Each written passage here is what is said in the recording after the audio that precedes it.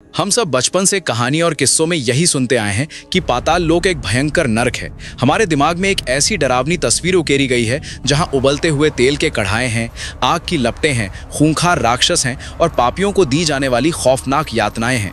एक ऐसी जगह जहां सिर्फ अंधकार और चीख पुकार है।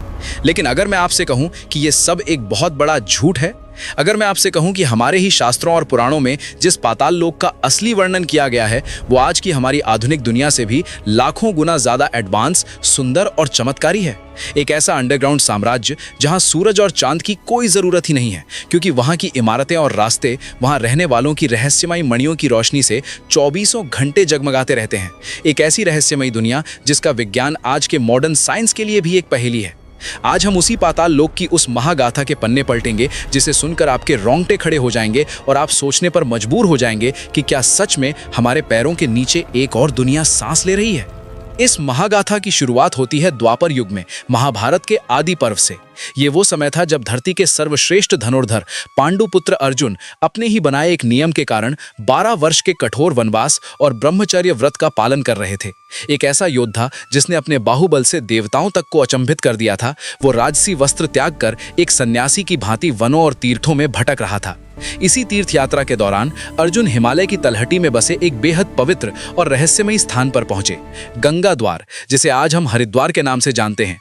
वो एक बेहद शांत और रहस्यमयी रात थी। आसमान में तारे चमक रहे थे, लेकिन धरती पर एक अजीब सी निस्तब्धता छाई हुई थी। चारों तरफ एक गहरा सन्नाटा था जिसे सिर्फ मां गंगा के तेज बहाव की कलकल करती आवाज ही तोड़ रही थी। उस रात की हवा में एक अजीब सा भारीपन था, जैसे प्रकृति खुद किसी बहुत बड़ी घटना के होने का इंतजार कर रही हो। अर्जुन, जिनका रोम रोम ईश्वर की भक्ति और तपस्या की अग्नि से तप रहा था, उन्होंने अपने पापों के शुद्धिकरण और ध्यान के लिए उस आधी रात में ही गंगा की शीतल और तेज जलधारा में उतरने का फैसला किया। उन्होंने अपने वस्त्र किनारे रखे और आंखें बंद करके उस बर्फीले पानी में एक गहरी डुबकी लगाई।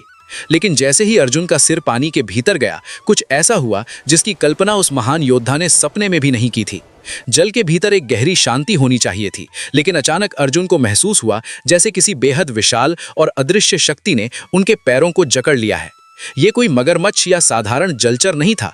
ये एक ऐसा बल था, एक ऐसा खौफनाक खिंचाव था जिसके सामने एक झटके में अर्जुन की सारी शारीरिक ताकत शून्य हो गई। दुनिया का वो सर्वश्रेष्ठ योद्धा जिसके बाहुपाश से बड़े बड़े महारथी नहीं छूट पाते थे, वो पानी के अंदर एक तिनके की तरह असहाय महसूस कर रहा था। वो रहस्यमयी शक्ति अर्जुन को गंगा की अथाह गहराई में नीचे और नीचे खींचती जा रही थी। पानी के अंदर अब घोप अंधेरा छा चुका था। सतह की रोशनी बहुत पीछे छूट गई थी। अर्जुन का दम घुटने लगा था। फेफड़ों में हवा की कमी से नसें फटने को तैयार थीं और उस महान योद्धा के मन में पहली बार मौत का नहीं बल्कि अज्ञात का खौफ पैदा हो रहा था। क्या ये उनका अंत था? क्या गंगा की गहराइयों में उनकी समाधि बन जाएगी? सांस टूटने ही वाली थी कि तभी एक अकल्पनीय चमत्कार हुआ। अचानक अर्जुन को लगा जैसे उनके शरीर के चारों ओर एक जादुई ऊर्जा का घेरा बन गया है। पानी के दबाव और दम घोंटू एहसास की जगह एक अजीब सी शीतलता और शांति ने ले ली। अर्जुन ने घबराहट में सांस खींचने की कोशिश की और वे हैरान रह गए। उनके फेफड़े पानी के अंदर भी बिल्कुल वैसे ही काम कर रहे थे जैसे वे खुली हवा में करते हैं। उन्हें पानी के भीतर ऑक्सीजन मिल रही थी। ये कोई प्राकृतिक घटना नहीं थी। ये पाताल लोक की राजकुमारी नागकन्या उलूपी का बिछाया हुआ एक बेहद उन्नत और मायावी जाल था। उलूपी के उस जादुई लेप और तंत्र मंत्र ने अर्जुन के शरीर को पानी के अनुकूल बना दिया था। अब अर्जुन डूब नहीं रहे थे, बल्कि एक ऐसी यात्रा पर जा रहे थे जो उन्हें इंसानी दुनिया की हदों के पार ले जाने वाली थी। कुछ ही पलों बाद वो रहस्यमयी खिंचाव रुक गया। अर्जुन को महसूस हुआ कि वे अब पानी में नहीं हैं, बल्कि उनके पैर किसी ठोस जमीन पर टिके हैं। उन्होंने धीरे धीरे अपनी आंखें खोली। जैसे ही उनकी पलकें झपकीं, उनके सामने जो दृश्य था उसने अर्जुन के दिमाग के सारे तार हिलाकर रख दिए। अर्जुन को लगा था कि वे किसी अंधेरी, गीली और दम घोंटू गुफा में होंगे या शायद किसी भयानक नर्क में, लेकिन उनकी आंखें एक ऐसी विशालकाय, सूखी और चमकती हुई जगह पर खुली जिसकी कोई सीमा नजर नहीं आ रही थी। जब उन्होंने अपना सिर ऊपर उठाया तो वहां कोई नीला आसमान या बादल नहीं थे, बल्कि ऊपर एक अनंत गुफा की छत थी जो किसी अद्भुत धातु की तरह चमक रही थी। लेकिन जो बात सबसे ज्यादा चौंकाने वाली थी वो थी वहां की रोशनी। वहां ना तो कोई सूरज था जो दिन कर सके और ना ही कोई चांद जो रात को रोशन करे। फिर भी वो पूरी जगह दोपहर की चिलचिलाती धूप से भी ज्यादा उज्जवल थी। ये कोई आग या मशालों की रोशनी नहीं थी, बल्कि एक बेहद ठंडी, आंखों को सुकून देने वाली और रहस्यमयी नीली सफेद चमक थी।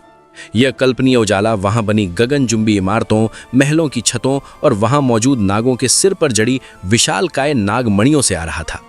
शास्त्रों का वो सत्य अब अर्जुन की आंखों के सामने था जिसे इंसान समझ नहीं पाए थे। वे मणियां कोई साधारण चमकदार पत्थर नहीं थीं, वे एक प्रकार का अनंत ऊर्जा का स्रोत थीं, कुछ ऐसा जिसे आज का विज्ञान कोल्ड फ्यूजन या रेडियो एक्टिव इल्यूमिनेशन कह सकता है। वे मणियां बिना एक भी कतरा गर्मी पैदा किए पूरे के पूरे अंडरग्राउंड साम्राज्य को एक समान रोशनी से नहला रही थीं। वहां कोई परछाई नहीं बन रही थी, कोई अंधकार का कोना नहीं था।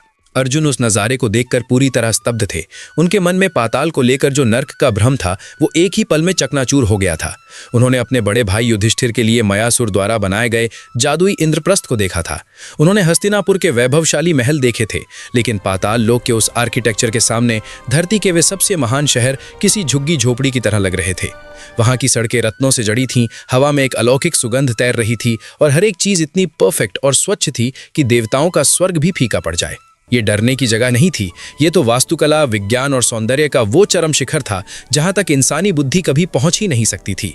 दुनिया के सर्वश्रेष्ठ योद्धा को अब समझ में आ रहा था कि वो अपहरण करके किसी काल कोठरी में नहीं लाया गया है, बल्कि उसे ब्रह्मांड के सबसे उन्नत और रहस्यमयी साम्राज्य के बीचों बीच लाकर खड़ा कर दिया गया है। और अब इस अलौकिक दुनिया के असली राज खुलने बाकी थे। अर्जुन अभी उस अलौकिक दृश्य को देखकर स्तब्ध ही थे कि तभी उनके कानों में किसी के कदमों की हल्की आहट पड़ी। उन्होंने पलटकर देखा तो उनके सामने एक स्त्री खड़ी थी। बचपन से कहानियों में अर्जुन ने नागों के बारे में जो सुन रखा था कि वे खूंखार, डरावने और विषैले होते हैं, वो छवि एक ही पल में धरी की धरी रह गई। उनके सामने कोई डरावनी नागिन नहीं, बल्कि एक बेहद खूबसूरत, तेजस्विनी और दिव्य लावण्यमयी स्त्री खड़ी थी। उसके चेहरे पर एक अजीब सी शांति और आंखों में ब्रह्मांड का गहरा ज्ञान झलक रहा था। उसने अर्जुन को प्रणाम किया और अपना परिचय देते हुए कहा कि वो नागराज कौरव्य की पुत्री उलूपी है। उलूपी ने अर्जुन के आश्चर्य को भांपते हुए मुस्कुराकर बताया कि वे इस समय पाताल के 7वें तल में हैं। इंसानों को लगता है कि धरती के नीचे सिर्फ नर्क है, लेकिन असल में धरती के नीचे 7 अलग अलग आयाम हैं: अतल, वितल, सुतल, तलातल, महातल, रसातल और सबसे अंत में पाताल, जिसे नागलोक भी कहा जाता है। उलूपी अर्जुन को उस विशाल अंडरग्राउंड साम्राज्य के भ्रमण पर ले गईं और जैसे जैसे अर्जुन आगे बढ़े, उनका इंसानी अहंकार और ज्ञान दोनों बौने पड़ने लगे। ये वो दुनिया थी जहां का विज्ञान आज के मॉडर्न और भविष्य के साई-फाई विजन से भी लाखों साल आगे था। उलूपी ने उन्हें ऐसे महल दिखाए जो हवा में तैर रहे थे। विश्वकर्मा और दानवराज मयासुर द्वारा डिजाइन की गई वो इमारतें गुरुत्वाकर्षण के नियमों को पूरी तरह से झुठला रही थीं। अर्जुन ने देखा कि धरती के नीचे बनी विशालकाय और पारदर्शी सुरंगों के भीतर से कुछ मायावी विमान बिना एक भी आवाज किए पलक झपकते ही एक लोक से दूसरे लोक की यात्रा कर रहे थे। वहां पहियों वाले रथ नहीं थे, बल्कि ऊर्जा से चलने वाले ऐसे यान थे जो ध्वनि की गति को भी मात दे रहे थे। तभी उलूपी अर्जुन को एक ऐसी जगह ले गई जो पाताल की रसायन विद्या का केंद्र था। वहां हवा में जड़ी बूटियों की एक दिव्य सुगंध थी। उलूपी ने बताया कि ऊपर धरती पर इंसान और जानवर समय के साथ बूढ़े होते हैं, बीमार पड़ते हैं और मर जाते हैं, लेकिन पाताल में ऐसा नहीं है। यहाँ के नागों और दानवों ने प्रकृति के रसायनों और सोम रस के जरिए कोशिकाओं को हमेशा जमा रखने का रहस्य सुलझा लिया है। यहाँ ऐसी औषधियाँ और अमृत तुल्य रसायन मौजूद हैं जो किसी भी लाइलाज बीमारी को जड़ से खत्म कर सकते हैं। यहाँ समय का प्रभाव शरीर पर नहीं पड़ता, इसीलिए यहाँ कोई बूढ़ा नहीं होता। ये सब देखकर अर्जुन का क्षत्रिय दिमाग सवालों से घिर गया। एक महान योद्धा होने के नाते सत्ता और विजय उनकी रगों में बहती थी। वे खुद को रोक नहीं पाए और उन्होंने उलूपी से पूछ ही लिया, उलूपी, मैं हैरान हूँ, अगर तुम्हारे पास इतनी उन्नत तकनीक है, ऐसा चमत्कारिक विज्ञान है, बीमारियां खत्म करने वाली रसायन विद्या और उड़ने वाले मायावी विमान हैं, तो तुम लोग इस घुप अंधेरे में धरती के इतने नीचे छिपकर क्यों रहते हो? इस शक्ति के बल पर तो तुम पूरी पृथ्वी, यहाँ तक कि देवताओं के स्वर्ग पर भी राज कर सकते हो, फिर तुम सतह पर क्यों नहीं आते? अर्जुन का ये सवाल सुनते ही उलूपी के चेहरे पर एक गहरी अर्थपूर्ण मुस्कान छा गई। उसने अर्जुन की आंखों में देखते हुए जो जवाब दिया वो इंसानी सोच और क्षत्रिय अहंकार पर एक बहुत गहरी चोट थी। उलूपी ने कहा, अर्जुन, सत्ता की भूख और राज करने की लालसा सिर्फ ऊपर रहने वालों, इंसानों और देवताओं की सबसे बड़ी मानसिक बीमारी है। तुम लोग जमीन के छोटे छोटे टुकड़ों, खोखले अहंकार और क्षणिक सुख के लिए एक दूसरे का खून बहाते हो। पाताल के वासी ये बहुत अच्छी तरह जानते हैं कि असली शांति विस्तार में नहीं बल्कि गहराई में है। बाहरी दुनिया को जीतना तो बहुत आसान है, लेकिन हम बाहरी दुनिया छोड़कर अपने अंतर्मन की गहराइयों में ब्रह्मांड के रहस्यों को सुलझाने में लगे हैं। हम वो ज्ञान खोज रहे हैं जो समय और मृत्यु से भी परे हैं। जब इंसान अपनी चेतना के शिखर पर पहुंचता है तो उसे दूसरों पर राज करने की जरूरत महसूस नहीं होती। उलूपी की इन बातों ने अर्जुन को निश्शब्द कर दिया। उन्हें पहली बार महसूस हुआ कि धरती के सबसे महान साम्राज्य भी इस नागलोक के दार्शनिक ज्ञान के आगे कितने तुच्छ हैं। लेकिन इस गहरे दार्शनिक संवाद के तुरंत बाद उलूपी ने अर्जुन के सामने एक ऐसा प्रस्ताव रखा जिसने अर्जुन को एक भयंकर धर्म संकट में डाल दिया। उलूपी ने अर्जुन को बताया कि जब उसने उन्हें गंगा में डुबकी लगाते देखा था तो वो उनके रूप और तेज पर मोहित हो गई थी। उसने अर्जुन को मृत्यु के मुंह से बाहर खींचने के लिए नहीं बल्कि अपना